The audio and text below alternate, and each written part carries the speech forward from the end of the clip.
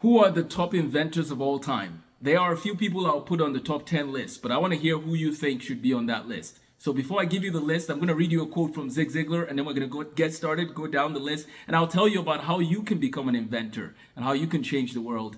And some universities that inspire people that do that, right? I think of Cambridge University, MIT, other universities as well, but a lot of these people that I'm going to be talking about come from places like Cambridge University. Right here, I have their journal that I got when I was back at Cambridge. Cambridge University Press. That's a dangerous place for Amos to go to, because Amos loves books. But let's start with the first quote here. Wouldn't it be wonderful if our mind growled like our stomach does when it is hungry?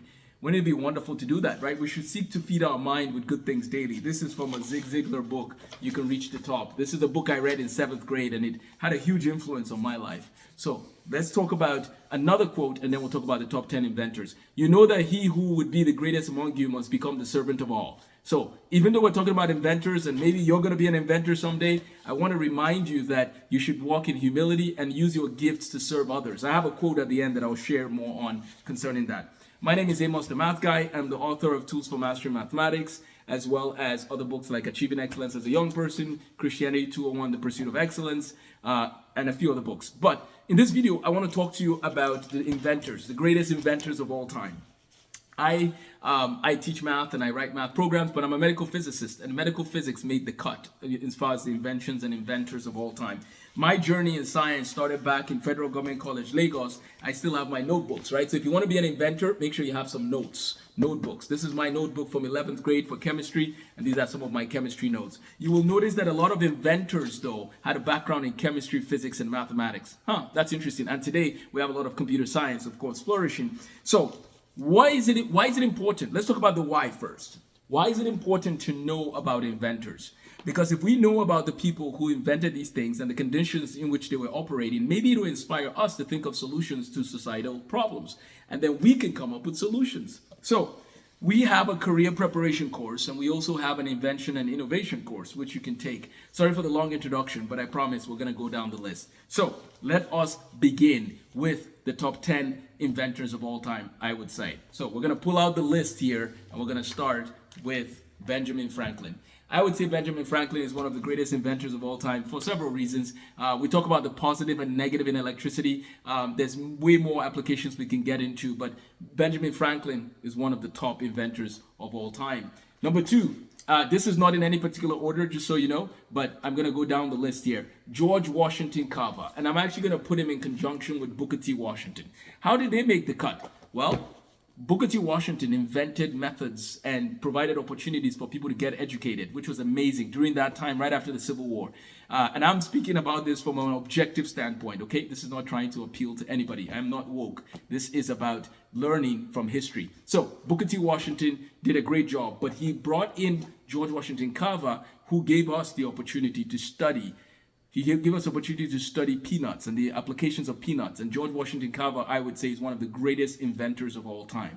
Number three, I would argue, is Elon Musk. He is listed in this book called Inspiring Entrepreneurs. Why do I list Elon Musk there? I mean, he's quite innovative and has taken some steps to change things with Tesla, SpaceX. I mean, think about it. NASA is partnering with this private company called SpaceX. As far as I know, they're private, right? And they're taking people to space or taking things to space. That's amazing. So he would be one of the top inventors of all time. We are going to do a whole book on the Turtle Twins book here called Inspiring Entrepreneurs. We're going to go over more people from this, but that's it for now. We have Benjamin Franklin. We have Elon Musk. We have George Washington Carver.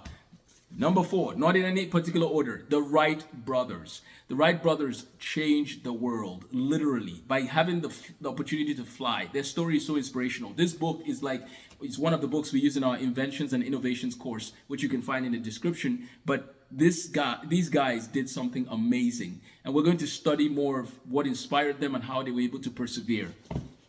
Now, Benjamin Franklin is pretty cool. There's another book here about him, but we're not going to talk about him again. Benjamin Franklin, again, really cool guy. I'm going to pull up more notes here. In terms of ancient history, Tales of Miletus.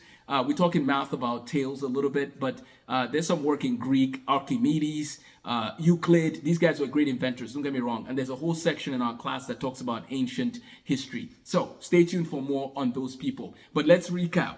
we have Benjamin Franklin, George Washington Carver, Elon Musk, the Wright brothers, and Michael Faraday. My favorite, as you can see on my shirt here. Michael Faraday is one of my favorite people in the world. Now, this book lists Michael Faraday and James Clerk Maxwell. Maxwell's equations and Maxwell's work helped, basically advance the work, I would say, of Faraday. But Faraday was very good at what he did with electricity and magnetism. The amazing thing is Faraday did not have a regular college education, and he did amazing things. So Michael Faraday makes the cut. And it's actually interesting if you were to look at it like in golf where you have a handicap and you're still able to excel. Michael Faraday would be literally the greatest, one of the greatest, right? From a very poor background, eating a loaf of bread over 7 days, and very poor, gets an opportunity to work with Humphrey Davy, and then he's working at the Royal Institution in London, and then he does this work on the side of just experiments and everything. He transforms our understanding of science and math. Well, science. James Clerk Maxwell is the one who brought the math. That connection between Maxwell and Faraday is one of the most amazing connections in the history of science. I will say that there's other people in that time frame of Faraday, Volta, Ampere. We'll talk about those people at a different time. And then we have the Leonardo da Vinci. Leonardo da Vinci was a polymath. What that means is that he was able to cover a lot of ground and a lot of subjects. And that's part of what we want to encourage students to do, is to be well-rounded in their learning and in their education. So that's where he comes in. Leonardo da Vinci was good, and he drew a sketch of, like a flying thing. And then, of course, eventually we got the airplane. Let me read you a few more names before we land our plane. We have the Montgolfier brothers. They're involved in aviation as well, and Clement Ader. There is the aviation piece. We talk about the Wright brothers, but there's a story to that. And there's actually a musical piece by Christopher Tin that talks about flight. So you can look it up. Christopher Tin, Music on Flight. Beautiful piece, and it talks about flight. Tim Berners-Lee made the list. They say he's the man who invented the internet, so I think we should give him some credit there. Definitely changed the world. Now, Johannes Gutenberg is also on my list of top people. 1452, we get the printing press. The world there's different kinds of inventions, I would say. There's classifications. There's inventions you have where you build upon someone else's work, which generally, in some sense, inventions are building on other people's works and improving them. But what about the idea of bringing up a thing that opens a new era and a revolution happens? That's where Johannes Gutenberg falls into. So stay tuned for our course on innovations and inventions. Reach out to amosthemathguy@gmail.com if you want to sign up. And let's talk about the last invention that I'll put on this list, the CT scanner. The CT scanner is amazing. You can look at anatomy in a matter of seconds. Like back in the day, what did people do before they had CT scanners? The CT scanner takes the technology of computers and puts it together with an X-ray tube, and you're able to take, the tube goes around the patient is on a table, the tube goes around, and you're able to, you have X-rays coming out, they go through the patient, etc. There's some physics, which you can talk about later, but then at the end of the day, that patient's image is reconstructed using Fourier transforms, which is from mathematics. Notice that mathematics is important. Mathematics is one of the common themes of a lot of these inventors. Math, physics, chemistry. If you want to be a great inventor, make sure you study those three things: math, physics, and chemistry. That's what Blaise Pascal did. I have a video on Blaise Pascal dropping up in the next couple of days. Subscribe for more videos like this. But I'm going to wrap up with a few things. Why should we study inventors? How does it help anybody? Well, it can help with career planning for teens, which we have a course for. You can email amosthemathguy@gmail.com for the course. It helps students find different careers they might like. We have a book on careers here. And then I will give a quick plug for C.S. Lewis, The Abolition of Man. This is a great book about the problem with modern education. It was written in the 1940s. Modern education has only gotten worse. And then this is a book called A Good Return by Dr. John Lennox, which is Biblical Principles for Work, Wealth, and Wisdom. I think those are great resources. Lastly, I didn't talk about AI in this video as much, but this is a book by Dr. John Lennox as well, called 2084. Artificial Intelligence and the Future of Humanity. He talks about Rosalind Picard, who's at MIT. She would be one of the great inventors someday, I believe, God willing.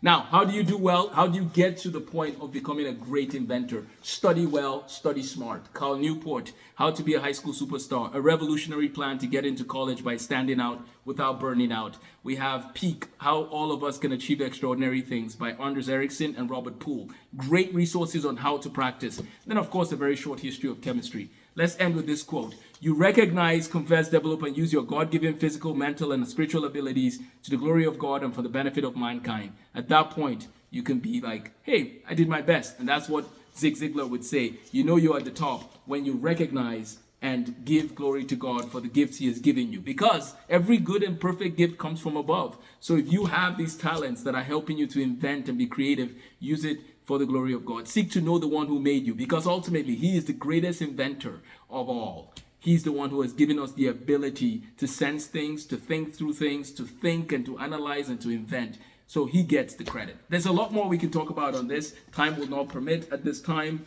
but there are some books right here that will give us more insight. There's calculus. There's some honorable mentions, though, I should say.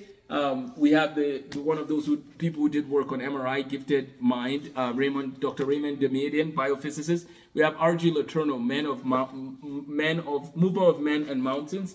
And then, of course, there's just so much more we can talk about. Mathematics will help you to get to that point of being an excellent student who can then pursue inventions and, change the world. In that way. There's other ways you can change the world. And you notice my shirt says Maxwell, Faraday, Wilberforce, and Euler.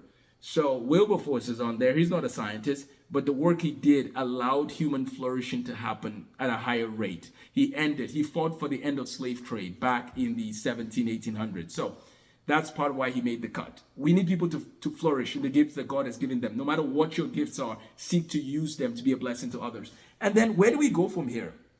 We talked about inventors. By the way, if you become a great inventor and become a billionaire because of this video, don't forget us. We want to start a university someday, so please remember us. But who are your top picks? Who are the top inventors that you can think of? We do need to get better running water and electricity around the world, so please make sure that you think creatively of those inventions. We're going to run some invention camps in the summer of 2024. Moving every summer, God willing. We're going to run them in different cities.